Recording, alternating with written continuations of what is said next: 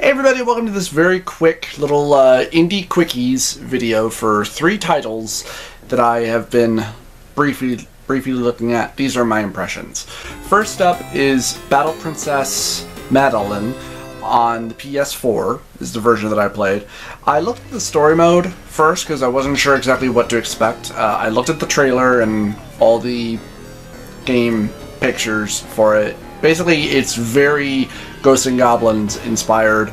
Let me just say this though, don't play the story mode unless you're, wanting a more expansive, I guess, arcade experience, because the story mode I really don't care for, because for one thing, the levels are much larger and you're not really sure exactly which way to go, and you're also limited, whereas so in the arcade version, you have everything that you need. You get additional power armor-ups, you already have a double jump, and you already have a special magic attack that you can do where you just charge up and your spirit dog goes and attacks people, whereas in the story mode, these are things that you slowly get over time. Though I played the story mode for about an hour and I never even got my double jump, which would have been very helpful in the swamp area, the most infuriating level.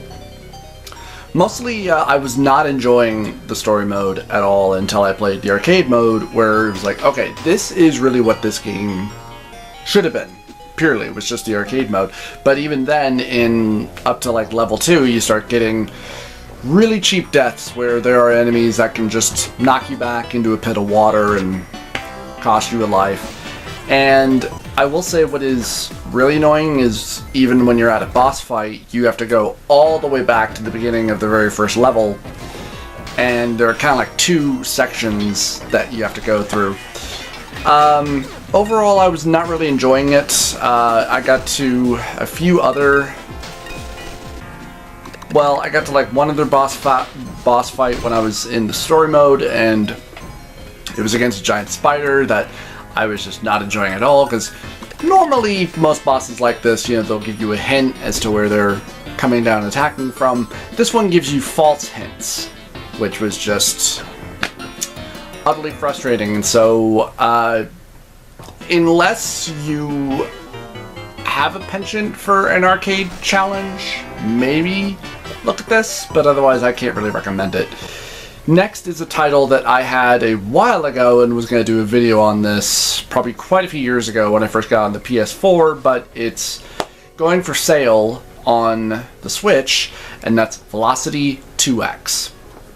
And this is a flying shooter action semi-platforming game. Well, I mean, there's a lot of platforming that starts coming into it. I had already nearly beaten this game on PS4, but levels are locked off after you get a certain amount of experience points, and I was really loving it. There is a shit ton of challenge in this. There's also a shit ton of fun in just a lot of the different amount of action that you can get into, whether it's shooting stages with your ship or the platforming stages where you're out of your ship and you're just running around and exploring these levels, whether it's gathering energy that you need that is just mostly points, really, and then acquiring new gadgets, new abilities, and traversing obstacles, destroying switches to be able to progress further. And I love the art style. I think the game itself is just really cool. I wish I had done a proper video on this a while ago. Excuse me, when I first played this. Excuse me. But me and my laziness, that didn't happen. So, game highly recommended, whether you want to play it on the Switch, which you can also take it with you on the go, or on the PS4. Either way, the game is awesome. I think the only big difference, though, between obviously the Switch and the PS4 is that the controls get a little different, because when I first tried to go back into this on the PS4, it really threw me off, so I was having a hard time remembering what did what for set controls, though I had just been playing it for the Switch. And then lastly, Mana Spark. This is pretty simply a roguelike action game, and very Dark Souls-y. very much roguelike. Each and every time you die, you go back to the beginning, and levels are changed up, and depending on what you can get or grab from fallen enemies, usually money and then runes, which you use to obviously unlock or get new people in your camps, and then different weapons or power-ups that you can get to traverse through a different dungeon. Again, I really like this. I think it's a really, really cool little idea. You're a little archer dude, and you can roll and sprint, and your bow, after you use it, takes about a few seconds in order to reload, and there are traps throughout dungeons that you can spring on other enemies and stuff like that, and all sorts of different items, obviously, that you can get that make you stronger, but also make your stamina much weaker. One item that I got gave me a lot more health, but I wasn't able to consume any food to restore health or anything like that. And yeah, if you like roguelikes, you're gonna like this.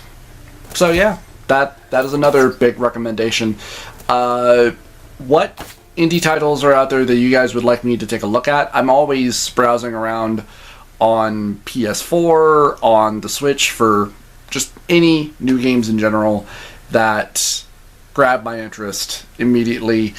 I will definitely next week be trying to do a video for the remake of Resident Evil 2, because I'm already pretty hyped about that.